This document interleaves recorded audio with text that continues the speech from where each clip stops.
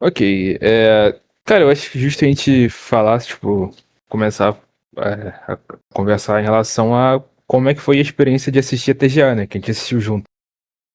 É, assim, deixar claro a TGA mais longa que teve até Foi, hoje e também a TGA mais insuportável, pelo menos na minha visão de cara que cresceu jogando jogos com alma, cara, né? foi assim, meio miserável, porque eu não tava com muitas expectativas de vir coisa nova, até porque a última TGA pra mim foi bem legal. Tiveram muitos anúncios maneiros e pá. Mas eu fiquei realmente muito desesperado em encarar o que tava rolando, tá ligado? Tipo, só tinha. Parece que eu tava vendo o mesmo jogo repetidamente. O mesmo sistema, o mesmo espaço, futuro, tiro, distraction, volta. É, eu não sei o que esperar dos próximos anos aí da indústria gamer.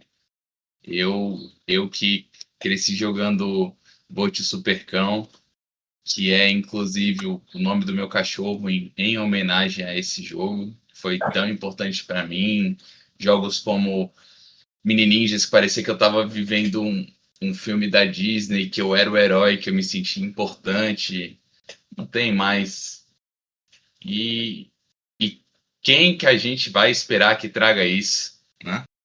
Tipo, é uma parada muito complexa de pensar, né? Que, tipo, é porque, na minha opinião, o que faz essa indústria ficar desse jeito é aquele velho lance de, por exemplo, tempo e produção, né?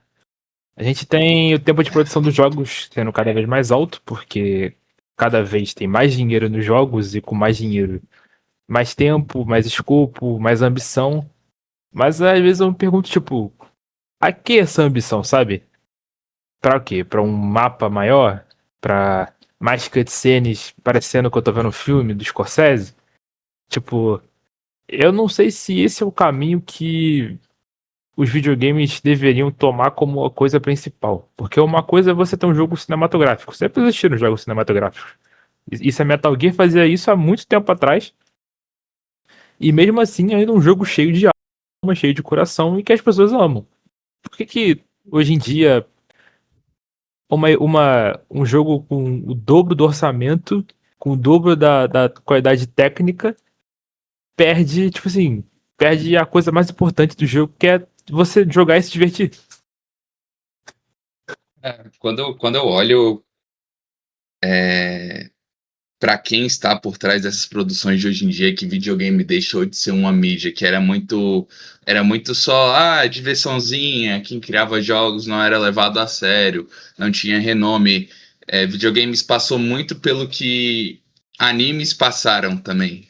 De que quem jogava era esquisito, de que quem jogava era só nerdola e que jogo era coisa de fracassado punheteiro, uma fita dessa, pra do nada uma mega produção, uma mega farm de dinheiro para grandes empresas, para um bando de, sinceramente, crianças internos, porque o que eu sinto quando eu vejo esses jogos com investimentos absurdos, que nem aquele auto-intitulado Quadruple A da Ubisoft, que é, caralho, eu joguei uns 30 minutos dessa porra e desinstalei essa merda. O É Skull and Bones, Bones? Skull and Bones. É, isso aí. Putz, grila, cara. Que jogo nojento. E parece que todos os jogos estão assim. Crianças que acham que quanto mais maior.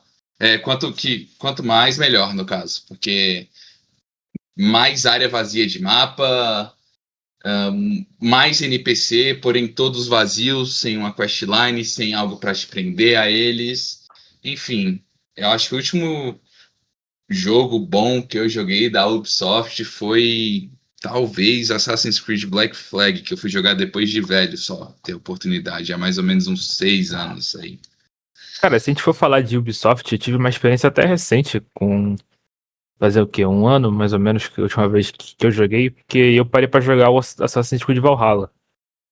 Porque eu me interesso muito pela temática de Vikings, etc. E, cara, eu acho que esse jogo, pra mim, exemplifica bastante do que a gente tem de problema na indústria dos AAAs atuais, né? Porque falar indústria dos games também é uma coisa que a gente tá, talvez, botando muito, né? Tipo, mais especificamente desses AAAs de empresas grandes. Cara, o Valhalla, ele é um jogo muito legal, sim. Nas primeiras 10 horas, 20 horas que você tá jogando. Ele fica repetitivo muito, muito fácil. Ele tem um mapa gigantesco, com mais da metade do mapa sendo coisas que você não interage. Tipo, pequenas coisinhas assim que você não interage. E a poluição visual. Esse jogo é muito poluído visualmente. Você olha pro mapa, você não entende o que você tá fazendo. Tem, tem vários isso é coisinhas que eles botam no mapa, uns segredinhos que você não consegue acessar porque você tem que procurar não sei o que, mas tem outra coisa em cima. É uma bagunça visual. Não é interessante. A progressão do jogo é muito esquisita. E, tipo, ele condensa, né, essas coisas. Porque se você parar pra pensar, provavelmente o problema do Valhalla é o mesmo do Odyssey, que é o mesmo do outro Assassin's Creed, que também é igual, que vai ser igual a 40 a 50% dos jogos de mundo aberto que a gente tem isso hoje em dia. A gente tem exemplos de bons jogos, né? É, mundo aberto lançados, como por exemplo o Easter Red Dead e Easter Redemption 2, que pra muita gente é considerado o melhor mundo aberto. Eu pessoalmente gosto do mundo aberto de Yakuza, também acho a forma como eles fazem interessante, mas é uma fórmula que já tá começando a desgastar, se não já tiver muito desgastado, na minha opinião. É, de fato, tá muito saturado. Eu acho que quem começou esse negócio dos mundos abertos foi a própria Rockstar, que é também quem parece que esconde a fórmula, porque eu não sou um grande fã de GTA, mas tem algo que eu tenho que admitir é que o mundo dos jogos de GTA, Red Dead, são muito bem feitos. Porém, eles te dão a escolha de fazê-los ou não. Eu- o que eu tento entender é quando, em qual momento da indústria você criar um jogo, você começou a criar, no caso, as grandes empresas começaram a criar pensando em uma obrigação, em caramba, o jogador vai ter que fazer isso aqui, então eu vou marcar isso aqui, ó, interrogação, você não veio nesse lugar. Interrogação, porra, olha essa puta torre aí com um raio de luz subindo nela. Tipo, caralho, você não subiu nesse ponto de vista aqui de águia, que tem em todo jogo do Ubisoft. Como é que é a torre de águia? Acho que é torre Torre de de observação, uma observação, parada parada assim. assim. Tipo assim, e deixou de ser um The Witcher, que você tem o mapa, você consegue já ver o mapa inteiro, por exemplo, desde o começo. E você consegue ver no mapa os seus pontos de interesse. O que você quer ver? Caralho, pô, tem esse círculo aqui que parece um, não sei, que vão invocar um demônio. Aí você marca no teu mapa que tá ali bonitinho, você vai ver. Ou algo que grita pra você, assim, do outro lado do mapa, que nem Zelda. Eu vou citar mais recentemente, porque eu acho que foi um jogo que fez isso melhor que o seu predecessor, o Tears of the Kingdom. Porque no Tears of the Kingdom você vê ali a anomalia acontecendo no mapa e você. Eu acho que se fosse o meu primeiro jogo, eu preferiria ele ao Breath of the Wild. Porque é um jogo que chama muito mais a exploração para você. E é um jogo que eu acho que expandiu mais esse conceito de mundo aberto inclusivo. Porque se você quer experimentar mais do jogo do que só 100% da história, mas você ainda é um cara que não tem tempo, uma pessoa que não tem tempo para jogar 24 horas ou quer jogar outros jogos também, não quer ficar só preso a ele, eles te dão opções dentro de jogo, como por exemplo o seu compêndio, que você pode pagar para completar entradas que você não completou previamente. E é só um jogo que grita muito visualmente. Mesma coisa, Red Dead 2, com as cenas de guerras ali, você sabe que você tá numa passagem de momentos de velho oeste, de gangue para algo mais civilizado. E isso te chama o teu interesse. E tem acampamentos de gangues que você vê, pô.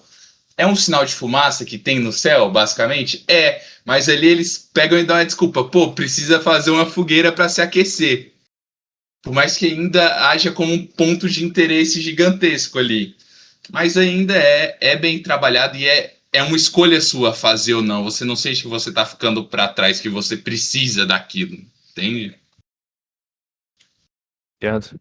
Cara, é uma coisa, tipo assim, por exemplo, se eu fosse citar uma forma de mundo aberto que eu gosto muito, é a Yakuza, porque aí a forma como os jogos Yakuza tratam o mundo aberto, eles diminuem o espaço em si do mundo aberto, então é um mundo aberto grande, tipo gigante, mas era um mundo aberto recheado de coisa pra você fazer. Cada esquina, cada essa lojinha, cada coisinha é uma coisa diferente, é um minigame, é um momento de interação, é uma lojinha. Então faz com que aquele espaço que é, na maior parte dos jogos, isso é Kamurocho, fique muito viva. É uma parada que é uma cidade muito, muito viva. É uma parada que esse jogo faz que eu acho que poucos jogos conseguem fazer um mundo aberto tão vivo e tão interessante de se explorar. Porque você vai jogar uma, duas vezes e você provavelmente não vai ter explorado tudo que tem pra oferecer. É sempre legal você voltar pra rejogar e descobrir uma história nova, um personagem novo, um minigame diferente que você não viu na primeira vez que você jogou.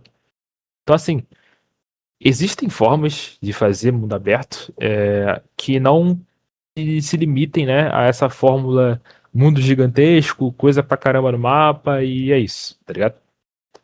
Agora, mudando agora para um foco diferente, falando mais em si de como são os jogos, né? Não só desse espectro mundo aberto. A gente tem, né, essa onda que eu não sei quanto tempo dura já, de jogos futuristas de espaço, que são ou first person shooter, ou são jogos de terceira pessoa, também de tiro. E, cara, eu eu acho assim que parou já deu, porque eu não conheço ninguém, menos do nosso ciclo de amizade, que vê esses jogos e se interessa um pouquinho por eles. Não tem. Mas aonde é que tem, né? É porque você vai ver, esses jogos eles atraem muito público, muito pessoal. Eu tenho a minha teoria da conspiração, que a maioria é chinês e russo que fica farmando coisa rara para vender em black market na internet. Mas, sem Esse, maldade, cara. sem maldade. É sim, é uma teoria.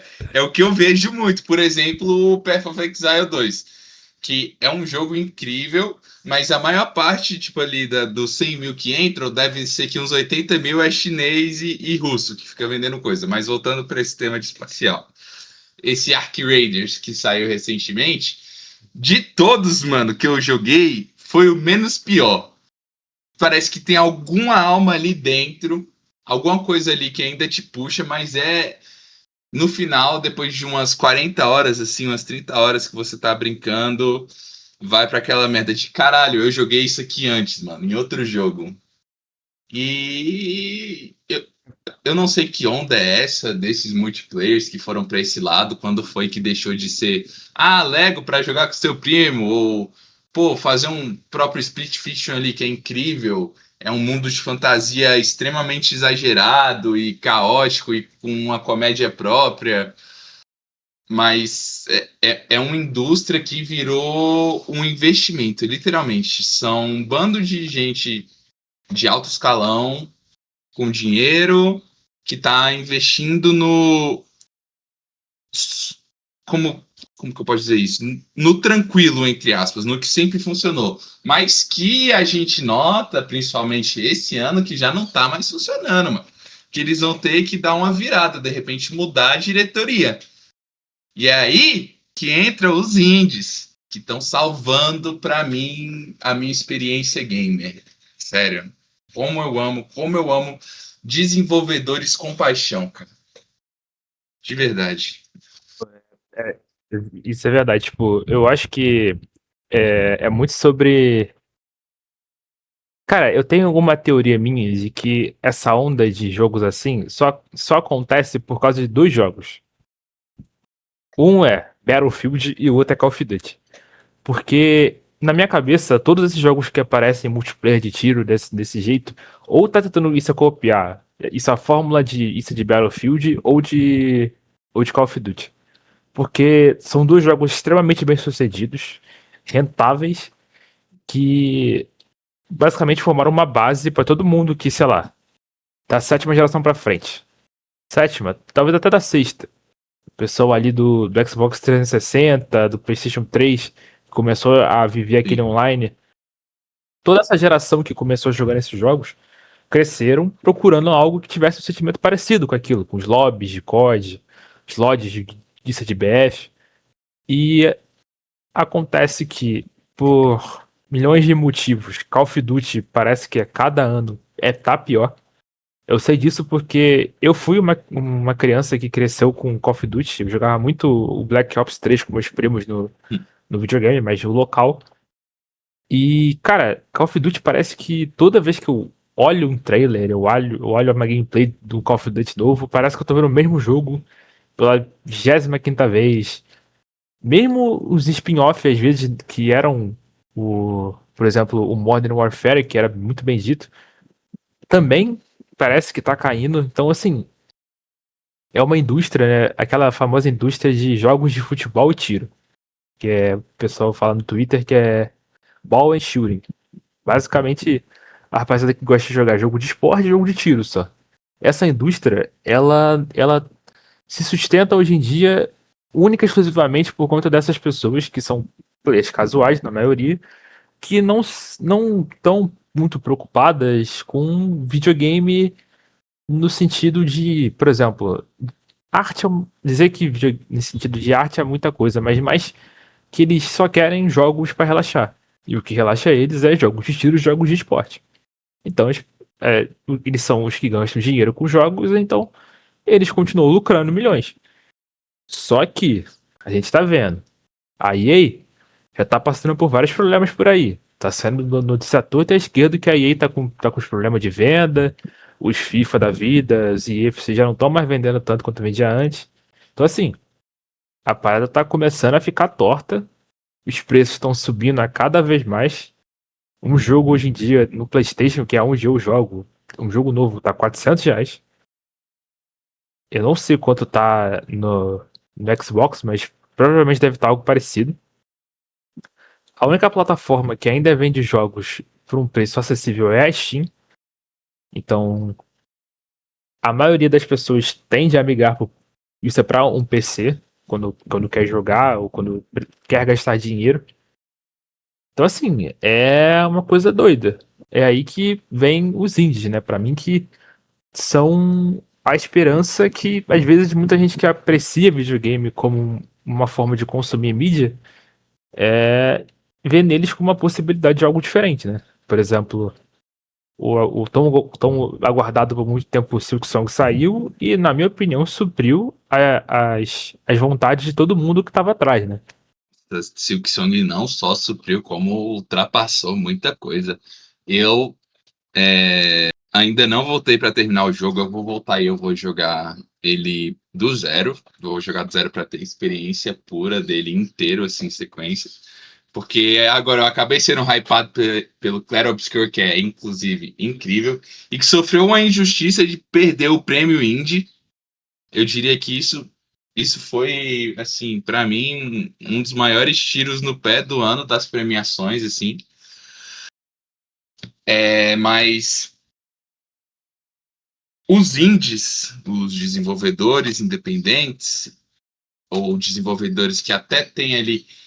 Eu queria primeiro definir indie, né? Que a galera fica, caraca, pô, Clair Obscur não é indie, sei lá o que não é indie.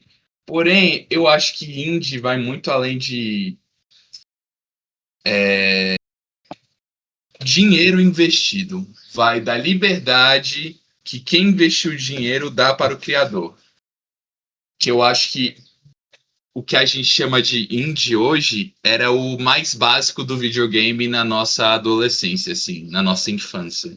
Que são só desenvolvedores com muito amor, que mostram o serviço e que vai alguém que tem um pouquinho de dinheiro ali a mais para soltar e solta neles e fala, pô, Você tem aí 6 anos, vai e se diverte, cria o bagulho, tá ligado? Cria o teu sonho. E saem jogos incríveis. Como um jogo que eu vejo pouquíssima gente falar sobre, eu não sei como, porque é até hoje, assim, cara, sem exagero. Acho que deve estar no meu top 5 jogos de todos os tempos. É Dave the Diver.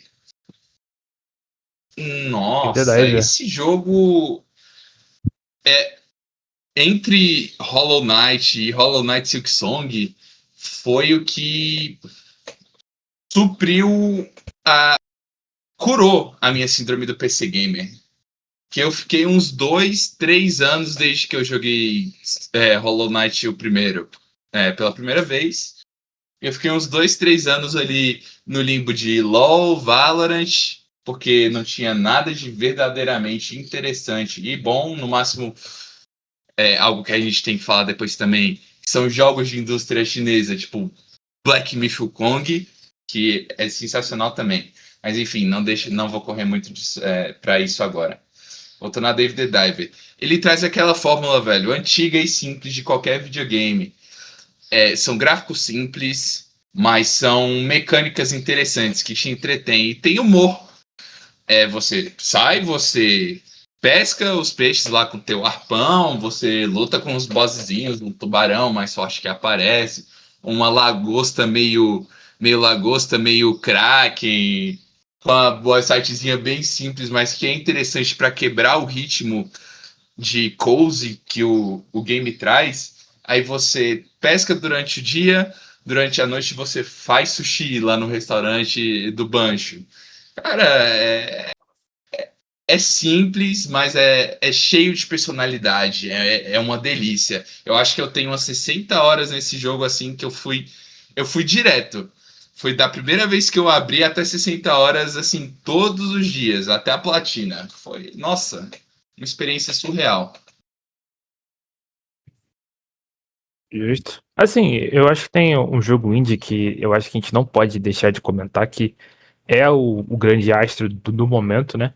Quer dizer, tem três, né? Que Sim. você já falou de dois, mas o terceiro é o Dispatch. Eu acho que a gente não. Isso não podia se deixar de falar isso do Dispatch, que pra mim, sinceramente, eu acho que é o meu segundo jogo favorito desse ano. Só perde pro meu queridinho Inazuma Eleven, que não é um jogo indie, mas esse jogo ele é perfeito. Eu amo todo mundo, Level 5, por favor. Amo vocês.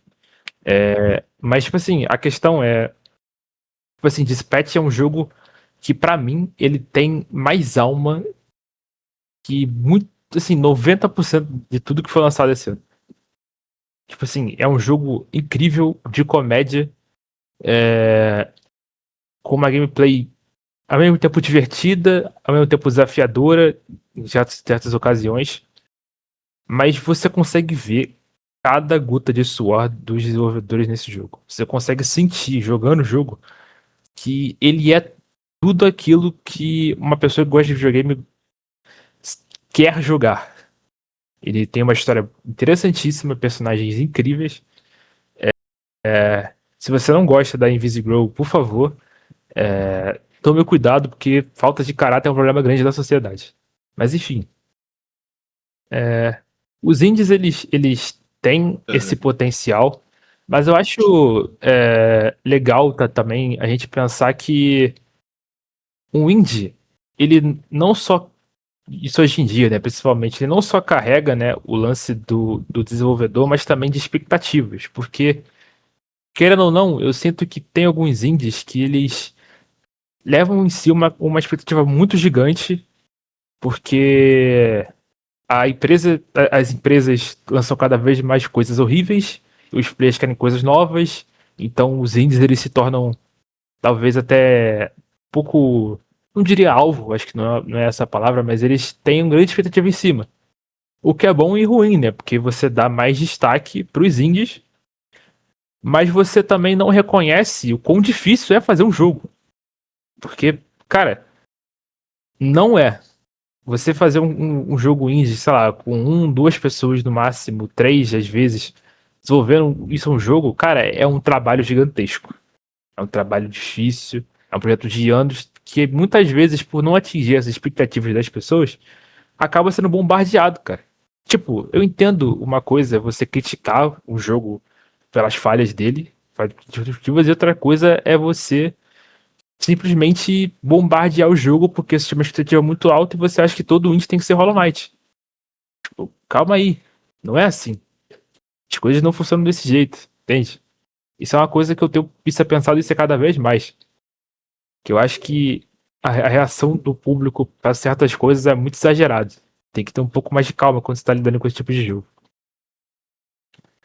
Agora, trazendo a conversa, né, para um tópico que isso Tutas isso falou e eu acho que é interessante a gente falar também, que assim, a gente fala indústria, né, mas mais voltada pro lado aqui do Ocidente. Mas, pô, o Oriente está fazendo jogos bem legais, né? Eu acho que junto com os jogos indies, sabe o que eu falaria? O que eu diria é que por conta desse indie independente ser o criador livre, não sei se você concorda com esse conceito que eu coloquei, de que o jogo indie é um jogo que o criador, que o desenvolvedor teve liberdade, eu colocaria até um Black Myth Wukong mais ou menos nessa linha. Porque, Cara, eu acho que tipo assim, liberdade tá dentro do que você espera de um indie. Tipo, porque pra mim, indie isso é um jogo, obviamente, feito por uma equipe, ou uma equipe que pode ser formada por sim, uma pessoa só ou mais, de pessoas que não têm uma grande corporação por trás.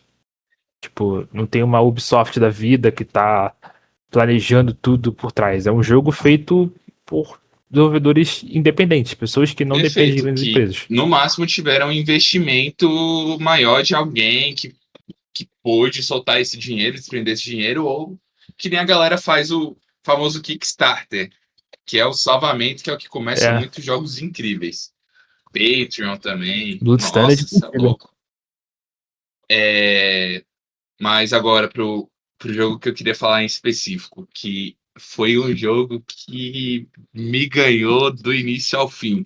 Tá tudo bem, olha, eu aceito que eu sou um fã de Dragon Ball, que eu sou um cara que gosta de aquele scale power extremamente insano e louco, e um dos primeiros livros que eu li junto com Mil Noites foi Jornada ao Oeste, quando eu era moleque, desses livros de ficção incríveis, sabe? De algo é, extremamente surreal, foi e teve muito do fator nostalgia de eu ver os personagens que eu sempre imaginei. Teve, eu aceito. Mas o que Black Myth Wukong é insanamente incrível não tá escrito. Puta que pariu, chineses, vocês são meus parceiros, velho. Caralho, sério aí, eu prefiro vocês do que os japas. Brincadeira! Não tem dessa, não tem dessa distinção aqui. É todo mundo brother, é todo mundo amigo, tá ligado? Mas, meus amigos, que jogão. Como é que é? Game Science, Science Lab? Game Science, eu acho, o nome da desenvolvedora. Surgiu do nada, ou se existia antes, pra mim, eu nunca ouvi falar. Mas, uau! Uau, se você não jogou, você Game precisa Science, Game dar uma Science. chance. Game Science, perfeito. Você precisa tentar. Ah, eu não gosto de Souls-like. Não é Souls-like, meu amigo. É, é um RPG de ação muito louco. Muito louco. Mas não é, de fato, não é um Souls-like. Tá muito mais para um Devil May Cry da vida do que algo como um Souls-like. É, isso é um hack and slash, Sim, então, você tá sim. dizendo. Principalmente quando você chega ali mais pro final do jogo, que eu não vou spoiler muito, mas você tá broken assim, se você jogou explorando bonitinho, vira um hack and slashzão. Cara, assim, eu pessoalmente, eu acho que pra falar dos orientais, me sinto obrigado a falar sobre Nazuma Eleven Victor Road, que pra mim é o meu jogo favorito do ano, disparado, não tem. E, claro, assim, vou ser sincero com quem tá ouvindo isso, mas eu não acho que ninguém bota expectativa nesse jogo, até porque, pô, sinceramente, um jogo de Super 11, uma franquia majoritariamente voltada para crianças e alguns jovens adultos. Mas assim, esse jogo, ele tem tudo que, na minha opinião, deveria ser o padrão de jogos de anime. Porque, cara, a gente tá muito acostumado com ou um Arena Fighter, né, como Dragon Ball Sparking Zero foi, como Naruto, ou uns jogos de RPG. Raros são os jogos que são de anime ou licenciados, né, com temática de anime, que são de fato interessantes. Um que eu pessoalmente achei interessante de ver, acompanhar, foi o Code Vein. Sim, Acho que esse é o sim, nome do jogo, sim. Code Vein. É aquele Dark Souls lá de anime, né? Eu acho esse jogo interessantíssimo, mas, cara, o que Nazuma Eleven faz até com a própria franquia, isso é franquia, porque, tipo assim, esse jogo tem duas aberturas, três, não, ele tem três aberturas embutidas, de abertura de anime, todas animadas juntamente com as cutscenes pelo estúdio Mapa, que faz todas. Eles trouxeram isso, os cantores, a banda que canta na franquia desde o primeiro jogo. Então, assim, esse jogo, ele é basicamente uma carta de amor aos fãs. Tudo bem que ele tá em desenvolvimento há muito tempo, ele foi tendo vários delays ao longo do tempo. Eu achei por um momento que o jogo nunca fosse sair. Mas agora que eu vi o tempo que durou e o que eu ganhei com esse produto, cara, eu digo que pra mim valeu a pena. Se a gente tá falando em relação a o quanto isso eu acho que deveria durar o desenvolvimento de um jogo, pra mim varia de acordo com o escopo e o que o jogo quer ter de conteúdo. Porque, por exemplo, você, Matheus, você acha que é, um jogo que tem uma missão muito grande, qual que deveria ser o tempo médio de desenvolvimento dele? Missão muito grande. O que você quer dizer com isso? Por exemplo, um jogo igual o Aham. GTA 6. O GTA 6 está em desenvolvimento há um bom tempo. Muito recurso, isso é investido. Então a gente pode dizer que faz sentido, né? Sim, Que sim. demore tanto tempo assim para ter feito o jogo. Mas, por exemplo, você acha que é saudável para a indústria que jogos passem a ter esse tempo de, de investimento, esse tempo de desenvolvimento, um ciclo de 5, 6 anos? Porque 5, 6 anos é metade do tempo de vida de basicamente uma geração de Olha, console. eu não só acho muito saudável, como é o ideal para mim, na minha opinião. Porque da mesma forma que existem jogos gigantes, jogos com todo esse preparo por trás, que tem um nome de uma empresa inteira que vai carregar esse jogo nas costas, que ele vai ficar aí por uns. Sério mesmo, GTA 6 vai ficar aí por uns 15 anos fácil, com online, com essa porra toda, pelo tamanho que a gente está vendo do jogo.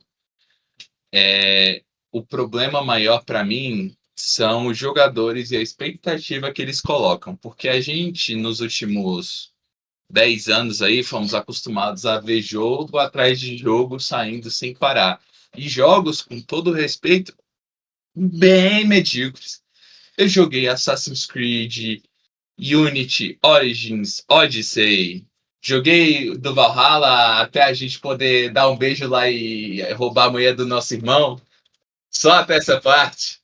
O, O Valhalla, o Valhalla. exatamente. Exatamente aí. Talaricagem na veia, mentira, pelo amor de Deus. Brincadeira. É... Eu acho que o problema são players desesperados por conteúdo e players também não dando chance a jogos pequenos que existem. Por exemplo, um jogo que ficou, entre aspas, obscuro, mas que foi jogado assim por aqueles youtubers que fazem um vídeo curto jogando um jogo rápido, tipo PewDiePie, sabe? Ou o Luba, na época que o Luba ainda fazia vídeo. Deus o tenha, saudade de você, Luba. Katana Zero. Cara, eu escutei luva Não, de pedreiro, Luba, mano. Luba. Ah, tá. Luba, não, Luba, Luba não, Luba não. O Luba. que eu conheci o Katana Zero por ele. E quando eu conheci o Katana Zero, eu me liguei que, caramba, existem jogos menores, existem.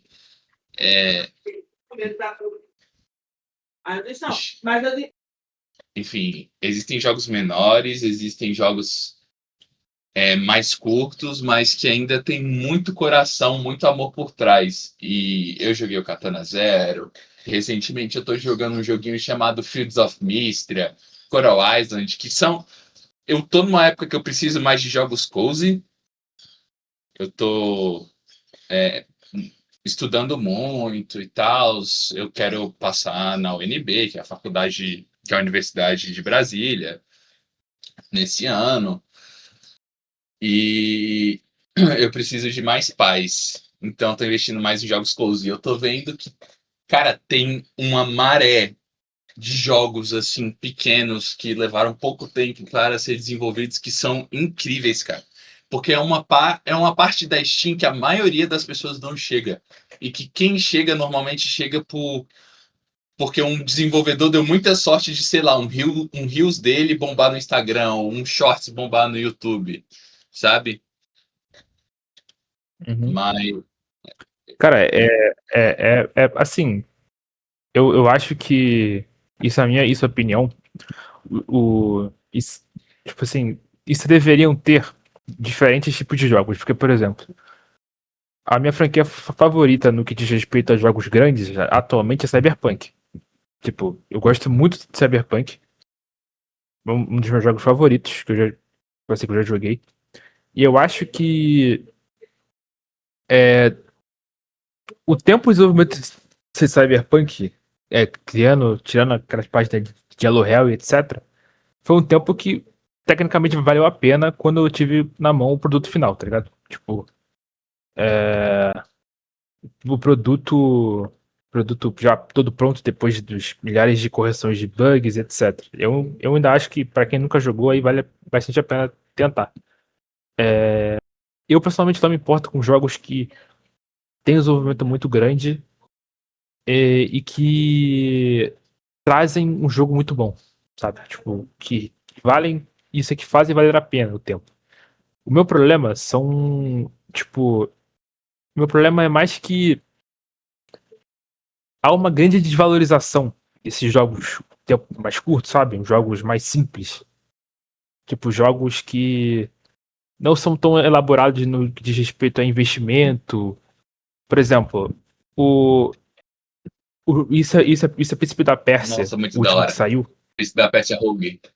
Cara, esse jogo, ele é muito divertido, tá ligado? Só que esse jogo não teve ninguém falando sobre ele. Ninguém. Tipo, eu vi muita pouca gente falando sobre esse jogo e ele é muito legal. Mas eu acho que por ele ser um jogo da Ubisoft que não tenha todo aquele investimento como os Assassin's Creed, etc., ele ficou escanteado, tá ligado? Tipo assim, eu acho muito, muito, muito injusto que aconteça isso com jogos assim. Jogos que não têm o mesmo nível de investimento, etc., mas que tem muita coisa ali, sabe? As pessoas parecem que só querem mais e mais e mais e mais. A expectativa, igual você falou, dos fãs por jogos que tenham mais mapa, mais gameplay, mais tudo. Tipo, eu acho que a gente esqueceu do princípio básico, que é, às vezes, que o Sim, menos é mais, sabe? Tipo, pra que você quer uma árvore de habilidade infinita se você não vai usar metade dela? Tipo, sim. é inútil. Eu prefiro muito que, sei lá, seja um jogo com uma estrutura mais básica, mas que seja divertido de rejogar.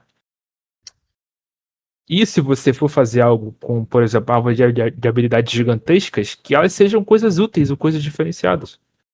Para que você não caia na mesmice de ter que ficar com aquelas coisas gigantescas e inúteis que você não vai usar. Eu acho que é um mal da sociedade que quanto mais a gente evoluiu, mais a gente queria as coisas. A gente sempre quer ter mais. A gente sempre, às vezes a gente joga um joguinho ali rápido e tal, que a gente sempre quer um pouco mais. A gente tenta tirar disso até o final e tem gente que reclama e tem gente que pega no pé. Ah, podia ser mais longo.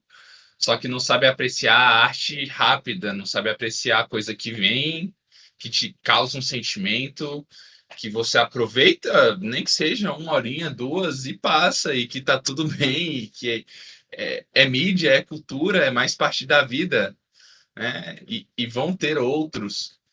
Eu acho que o Príncipe da Pérsia caiu muito nisso, de que por não ser um título gigante, não mais, tá? Não ser mais um título gigante da Ubisoft, porque o último major game, assim, de Príncipe da Pérsia, que teve antes desse, pra mim, não tô nem falando daquele Príncipe da Pérsia 3D que teve, que não é ruim, mas pra mim o último grande que teve acima foi no Nokia Tijolão, tá ligado? Que a gente pegava, jogava ali nas Que setinhas, isso? mano. Tinha que correr das paredes e empurrar as pedras. Sinceramente, aquele ali foi o último Príncipe da Pérsia bom pra mim, assim, de verdade. Que, Isso aí já é uma mano, afirmação muito que forte, já não veio, posso. que deu um valor, velho. Tipo assim, só era pra ser divertido, era pra ser simples.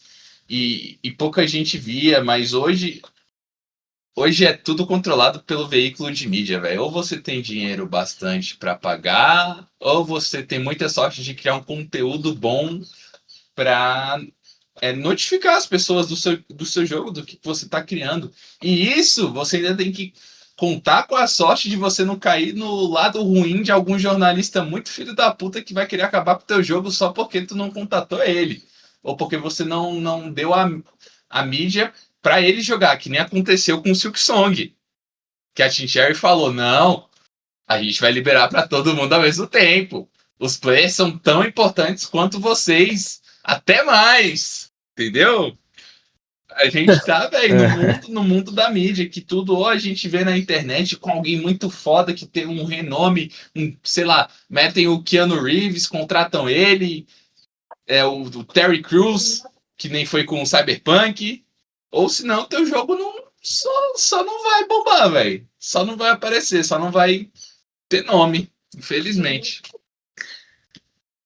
justo. Cara, eu acho que a gente pode passar agora para a parte final, que é as nossas expectativas, né? Eu Perfeito. posso começar.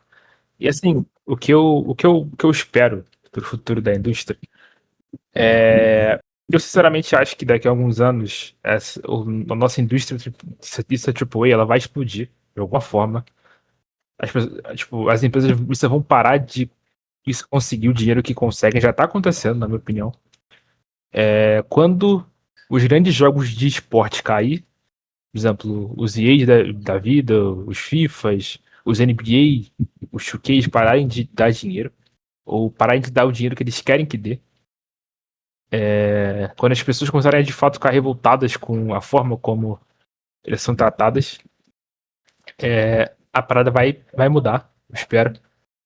Não sei o quanto tempo vai demorar para as coisas se alinharem após isso, mas eu espero que a gente tenha mais oportunidade de ver jogos sem tanta influência empresarial, sabe? Tipo, jogos em que eles dêem tempo, espaço para os desenvolvedores. Porque, cara, não é a primeira vez que desenvolvedor mata franquia. Pô, eu sou um grande fã de Sonic. Por culpa de ganância empresarial, a franquia quase morreu com o Sonic Uhum. 2006. Então, assim, parece que a gente não aprende com os erros. Quer dizer, a gente aprende, mas esses caras engravatados que só querem dinheiro, parece que eles não enxergam que quanto mais pressão, quanto mais bagunça eles fizerem em relação aos desenvolvedores, pior vão ser os jogos e menos dinheiro eles vão ganhar. Parece que, tipo assim, a gente tá vendo tudo de novo acontecendo.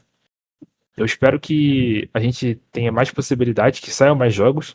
E eu, pessoalmente, agora um pedido especial, eu pessoalmente espero que o Itsuno, o criador de Devil May Cry, volte a trabalhar nisso na franquia. Eu não quero ter que esperar 15 anos pro próximo Devil May Cry. Então, assim, pô, dá uma força aí. Cara, você falou que, na sua opinião, as empresas não estão conseguindo já o dinheiro, mas não é só a sua opinião. É o fato. Felizmente, eu ia falar infelizmente, mas não, é felizmente. Grandes empresas com problemas de produção, a EA que foi vendida e coisas assim que não se sustentam mais. E eu acho que os hardwares que a gente tem atualmente para jogos, eles vão se manter para praticamente sempre. E que os jogos vão dar uma guinada para se tornarem a grande maioria indie. Porque outra franquia para colocar na mesa de desenvolvedores que. Não desenvolvedores, velho. Mas, né, essa galera que investe, os engravatadinhos, os filhos da puta que estão lá em cima, mataram e estão matando, aliás, é a minha franquia de jogos favorita, que é Monster Hunter, cara. É tipo assim, lançaram o jogo num estado completamente injogável, foi um desrespeito com os fãs daquilo ali. Não tinha conteúdo nenhum para jogadores sêniors como eu. Tipo, eu passei por aquele jogo, eu não tive uma vez que eu cheguei abaixo da metade do HP. Algum monstro me desafiou, sabe? Foi um completo descaso com os fãs só pra, velho, vender aí no ápice de venda do PlayStation 5, vender também o jogo. E infelizmente eles conseguiram, né? Infelizmente eles conseguiram, mas a Capcom ainda tem alguém dentro dela, eu não sei quem, mas que ainda escuta o pessoal, ainda escuta os seus jogadores, porque eles estão tentando salvar o jogo. Porém, eu acho que é um jogo que vai acabar sendo engolido pela maré do tempo, que ele tinha que ter estourado e chamado muita atenção no lançamento. Eu acho que não tem DLC, não tem title update que vá trazer esse jogo para algo que foi o Monster Hunter World, por exemplo.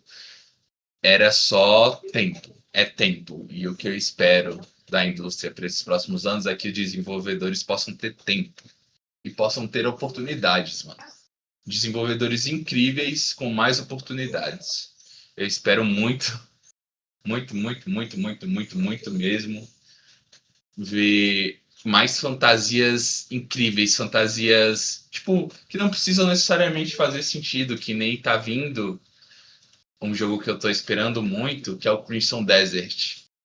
Estou extremamente animado, que é uma fantasia extremamente exagerada, que quando você olha para aquilo ali, você não faz ideia do que você tá olhando. Mas só é uma fantasia, só é muito legal, mano. É um mundo dos sonhos. O que eu espero mais de agora em diante é isso. Sinceramente. Pode ser. Então a gente pode dar por encerrado Perfeito. aqui, né? Alguma consideração final antes de iniciar? Só é muito bom compartilhar esse momento com você, meu querido amigo Marcola. Gosto muito dessas conversas que a gente tem sobre futuro, sobre expectativas. Eu gosto de poder ter uma chance de expressar minha opinião, ainda mais de algo que eu amo tanto como a indústria dos games. Obrigado por me convidar. Obrigado aí a quem vai assistir, quem é que vai ter a paciência de ouvir dois macacos falando sobre jogos até o final. E é isso. Precisava. Enfim, muito obrigado aí, Tutas, por isso, né? Que venham mais programas da gente. A partir de agora somos nós. Um aviso rápido, né, para quem está escutando e quem escutou até aqui, é que a gente pretende chamar outras pessoas para participar. Então fiquem ligados que futuramente teremos novos convidados. E é isso. Para quem todo mundo que assistiu até aqui, muito obrigado e Até a gente se mais. vê na próxima.